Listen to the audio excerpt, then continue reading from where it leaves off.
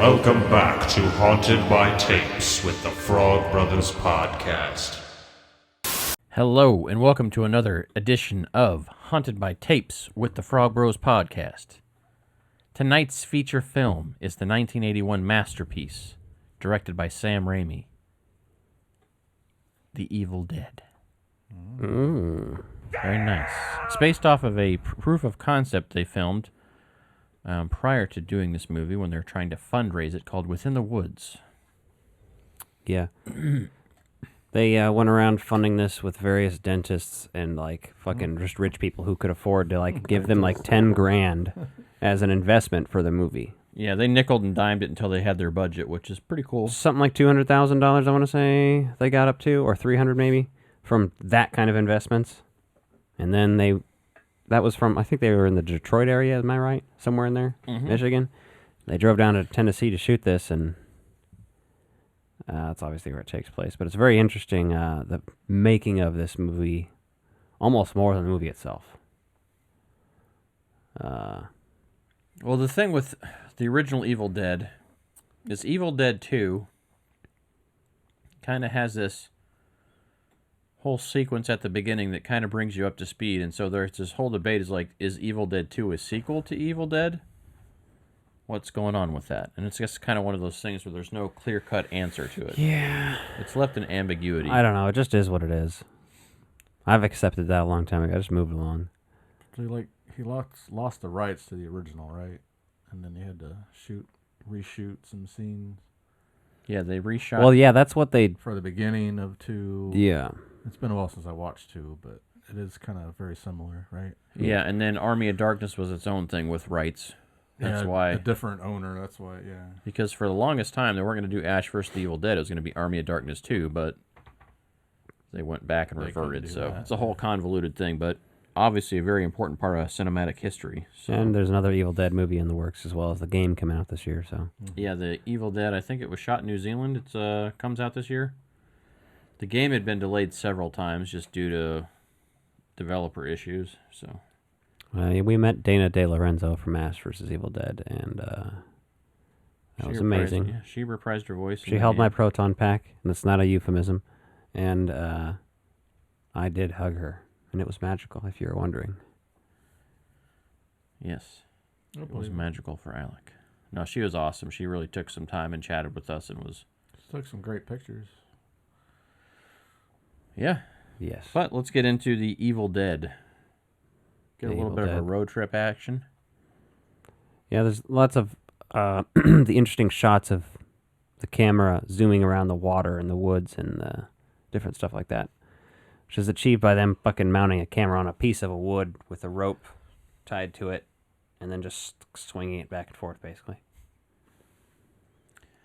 Well, and you forget how much stuff's set up at the beginning of this movie, right? You see some hitchhikers, you see some other stuff, and they're kind of ignoring all these people, but you also immediately notice there's a danger there. So you see that wind kind of blowing around at the very beginning of the movie. Yeah, they have Sam Raimi has a cameo as one of the hitchhikers there when they almost get run off the road by the truck, and then the fucking bench is just eerie and spooky. I love that the bench is constantly banging against the cabin and shit. I love that. Yeah.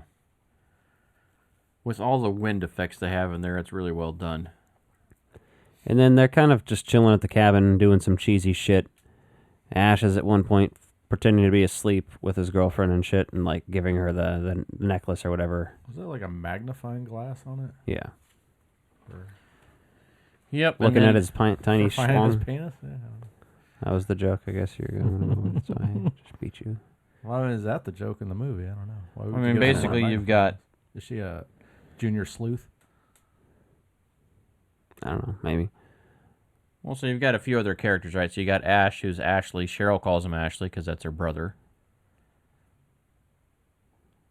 You're going to introduce us to the one character we've already been talking about and then pause? Yeah. Just waiting for you guys to say something. Yeah, so obviously you got Cheryl, that's Ash's sister. I don't know, I don't remember all their names all the time. I know it's Scotty and Cheryl and then... Shelly and Linda's Ash's girlfriend, right? So he gives her that little necklace. Kind of becomes a recurring theme. Fucking Shaggy over here. This movie's, some of the scenes in this are so fucked up. But they find this cellar. They go down in the cellar, right? Scott goes down the there. door opens on its own. Yeah. Well, Scott goes down there to look around, right? And he's being a prick, and then Ash goes down to look for him, finds him down there, and he's just playing a prank on him. And then they find the tape and the Necronomicon. And they start listening to it, freaking everybody out, and they fast forward through some of the tape when it starts going into, I don't know if they say they're speaking Sumerian, if it's written in Sumerian. Say Sumerian, yeah. Sumerian. Not Babylonian. Yeah. Yeah. Big difference. It's low-hanging fruit. We got to mention it. They read from it, and then who is it? Linda, that's screaming for it to stop. I'm not gonna. One of them screaming stop. Cheryl's freaking out about it, and then she Cheryl. goes outside to calm down, and then That's his sister, right? yeah, Right. then she gets raped by the tree, Of course. which is really fucking twisted. Like you show her that, but then like they show you like them gradually spreading her legs, and it's like Yeah, it's too much. I get trying to be controversial and edgy at the Sam time. Raimi knows now that it was too much. He's Yeah. admitted that he knows he did a little slightly too far with the shooting of it. Like in premise, sure, So it but won't like be he in made her Multiverse. really uncomfortable while shooting it too, It won't be in because Multiverse of it Madness. was his first time directing a fucking real big movie, and Yeah, having topless actors getting raped by a tree is kind of fucked up when they're like just beginning actors and stuff. I don't know. It's a thing, but either way, he knows that now. Like he was like 19 or 20, like 21. He was real young when he directed that shit. So yeah, and that's the most uncomfortable you get in the movie. I mean, everything else is kind of in line with that. yeah, well, yeah. There's lots of incidents where people were running through the woods and doing nudity that there was not necessarily cool all the way, but it's not like Well, they knew what they were getting into. But after they shot the movie, they were still pissed at Sam Raimi for a while, like a lot of them. So it's yeah, it just getting hurt by the way. well, some of that not was only that, executed. because they also stayed in the cabin for the shooting of this movie with no heater, no running water. The entire production was shot there. What month was it? It was winter, It was winter, yeah. Wow. and then some of them started leaving when they were done, but then they were not done, some of them, and they're like, oh, we need more shots of this. And so they would do the whole, what they call the shemp, where they have somebody put on a wig and do shots from behind, or they distort their face so much you can't tell who it is yeah, just to with replace wigs. them when they weren't actually on set. when they were monsters, Oh, yeah. And that's like when you see Ash battling a lot of that weird shit, that was shot later in a basement in Michigan. Like when he's by himself, because he's just by himself, and they were like trying to add shit and do stuff, and Yeah. some of that's really interesting. But, yeah, that whole tree sequence is fucked. And then she gets back there, and then She immediately wants to fucking leave, so she tells Ash, like, you're going to take me back to town. and then they can't. Yeah, the fucking bridge is gone. They won't let us, and the car starts, and then they go, and then the bridge is gone. Like you said, yeah. Cheryl's really freaking out. Like, she's really fucking disturbed by it, and Ash is kind of playing it cool. The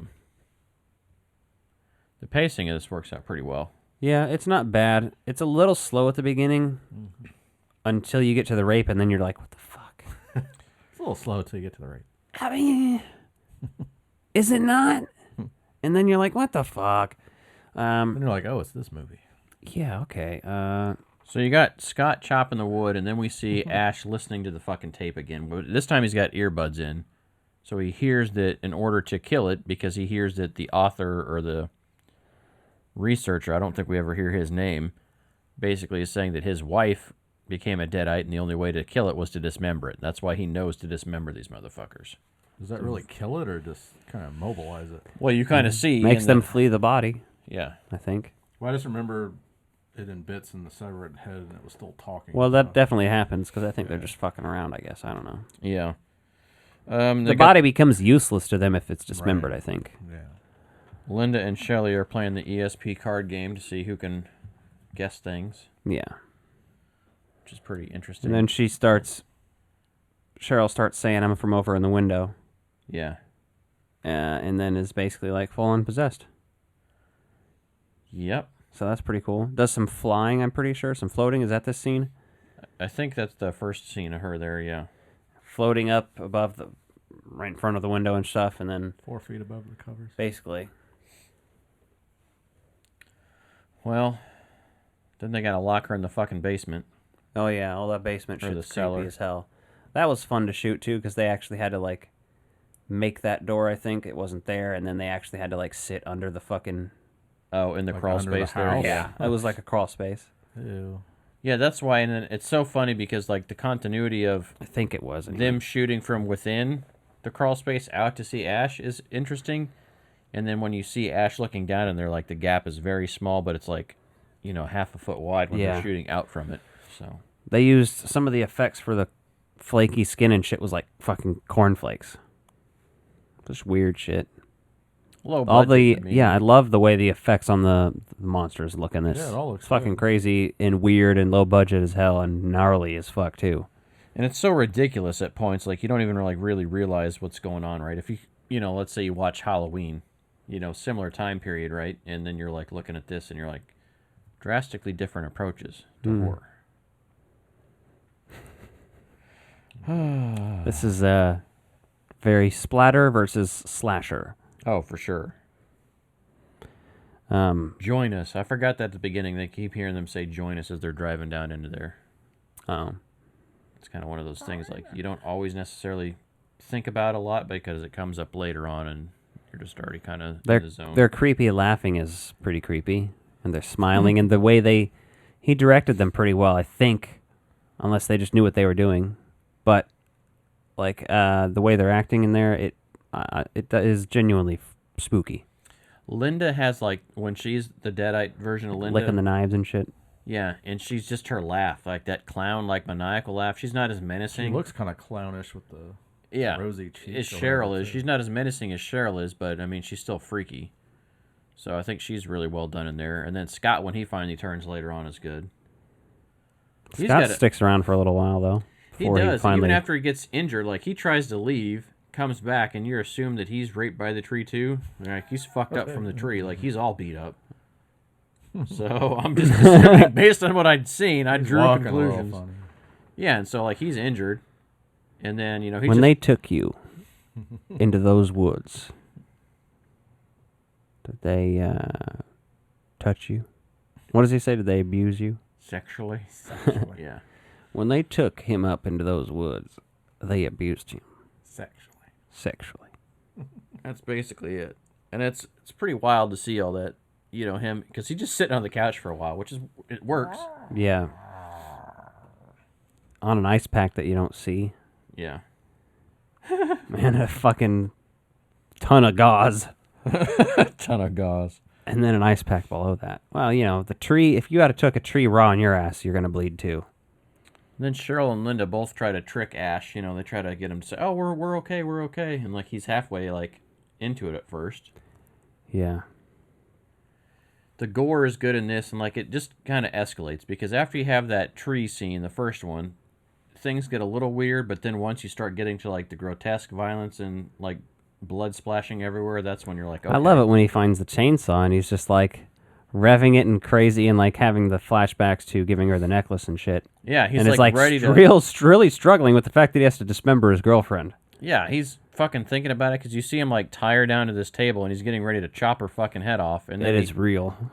he doesn't have the fucking heart to do it. Then he drags her out into the woods and buries her. Alive. Yeah. Or unalive, whatever. Dead alive. That's fun. I would have no trouble dismembering my girlfriend. Linda pops back in and fucking stabs Ash in the arm, which is great. Yeah. Who was it that got... Was Shelley the one that was stabbed in the fucking ankle? That was a good stabbing scene when Cheryl stabs her from the Oh, that's gnarly, yeah. that pencil, because it looks so good. Like, you can tell it's kind of rubber, but it looks good enough at the beginning that, yeah, it's just kind of It looks very fleshy and shit. Like, It's it looks... very- It's one of the most Oh, convincing effects in the movie. In the foot? The ankle, yeah, Yeah. like right in front of the Achilles heel. Yeah, It looks real, Or a yeah. tendon right there, yeah. Fucking You gnarly. can feel it. Yeah. And then there's like some stop motion shit where there's rocking chairs and other shit moving around when he's in the basement, like losing his mind because he's murdered everyone. I love Yes. stop motion Drenched so in much. blood. The stop motion in this is actually really well done. It holds up, looks That's great. the best thing about 80s horror.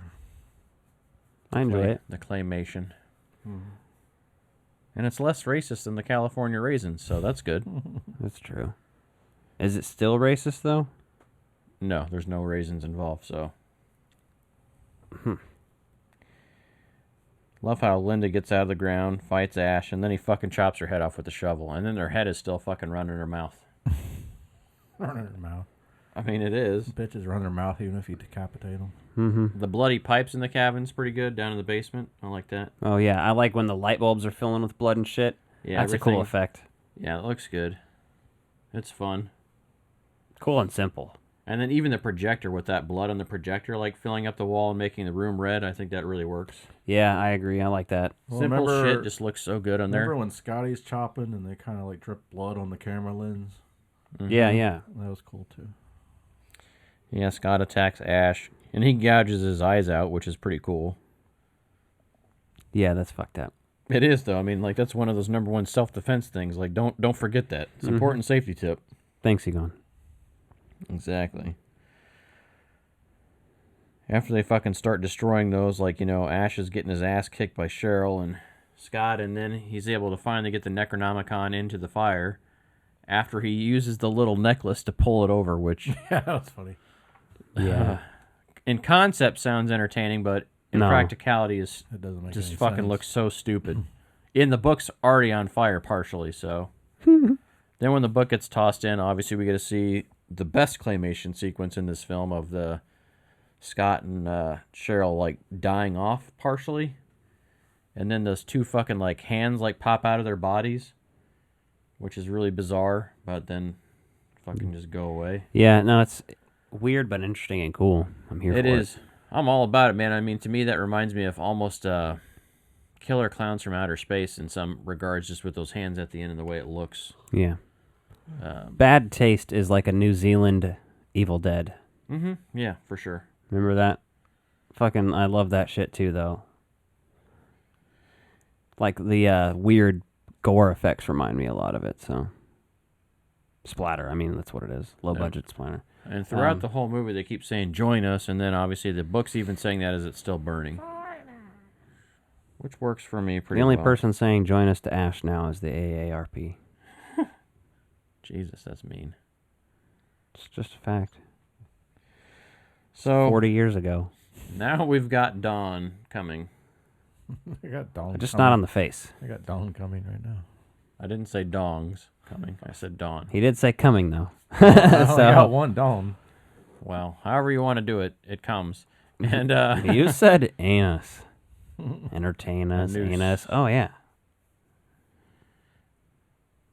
So that's Evil Dead? no, you get the fucking ending where you think Ash is going to be okay, and then the fucking woods and wind blows right through the cabin and gets him, and he screams at the end. Goddamn. There it goes again. Oh, gee, Scoop, the wind's blowing right through the cabin. Exactly. Like I say, let's go home and get us a pizza. I'm going to have to go to bed soon because I'm old and it's late. And Alec is so high, and I can tell he's kind of tired too, that he's Oh, just yeah. like out of it right now. I did not sleep well last I'm a night, little let's say. tuckered, too. It's all good. Well, that's Evil Dead. It's fucking fun. Yeah, no, Evil Dead's great. I mean, what can we say that people haven't already said about this? There's a bunch of reviews of this online already, but we figured we should talk about it, just get it out of the way. It is quintessential. For I love me, it really opens up that, you know, Michael Myers and Halloween is kind of like this, like you said, it's this kind of slasher film. This is more just straight up gore and silly shit. It's, yeah, Similar it's, time frame, but I think this makes me love horror more than Halloween does, just because it's like the over the top kind of somewhere silly shit. between The Exorcist and Dawn of the Dead. Halloween makes me Yeah. like horror less. Halloween, what? Just Halloween in general. Why? None of the movies. No, I don't get what you're saying. It's just not my favorite. What's not? Halloween? Yeah. I'm just talking for like a similar time period. Like what you get from this is two different takes, but they obviously both are very significant in the genre. So Yeah. just something to think about. They're both, well, Halloween came out in 79. This was shot in 79. Came out in 81. This is like 83. This is was like when it got straight its- horror, compared compared to Halloween and stuff. Yeah. The better horrors. Well, Halloween is, it's got the whole pacing and stuff. Oh, but we didn't talk about real quick was the score to the original The Evil Dead, which has some very interesting, like very vintage sounding synths in there. Obviously, It's dope at times, and it's goofy as hell sometimes. some of those synths were like really cheap sounding, like goofy, and then there was some of the stuff that actually sounded like strings, and you're like, okay, that kind of works better for the moment, but it's just like this weird mix of back and forth that doesn't make a lot of sense in the grand scheme of things. Yeah, pretty much. That's my biggest complaint in the whole movie, I think, is the way the score kind of Listen to the commentary on the DVD with Bruce Campbell. It's very interesting. It's great. He talks about the whole thing because he and Sam Raimi they didn't just meet because of this. They like planned this together. Bruce Campbell was pretty much in on it with him. Oh yeah, that's why they're So, longtime collaborators, right? yeah. It just shows.